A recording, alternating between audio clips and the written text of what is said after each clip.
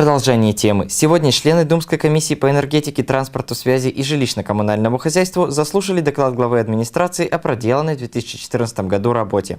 Особняком в докладе стояла тема содержания дорог на территории Серовского городского округа. Все, что касается дорожного строительства. В этом году, по нашему пониманию и пониманию председателя правительства, что все-таки нужно выделить Серовскому городскому округу определенную сумму денежных средств, пока мы ее не знаем, на приоритет. Либо это Луначарского, либо это проспект Серова. Вот два направления. Я думаю, что данное решение будет ориентировочно принято не ранее, видимо, все-таки мая месяца.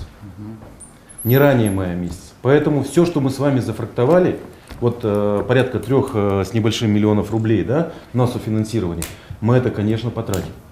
Теперь то, что касается процесса строительства по улице Гагарина, Я правильно же понимаю, Мы ежегодно с вами от 8 до 12 миллионов рублей всегда планировали в бюджете для ремонта небольших участков дорог. Это каждый год мы с вами планировали. 8, это было 2000 у нас с вами 13 год, 12 миллионов 2014 год. Эти денежные средства куда у нас уходили? Мы вводим каждый объект с вами на протяжении уже 3-го года. Очень много объектов, социально значимых мы вводим. Туда требуется огромное количество денежных средств для того, чтобы нам благоустройство сделать, дороги отремонтировать, подъездную, парковки обустроить и так далее и тому подобное.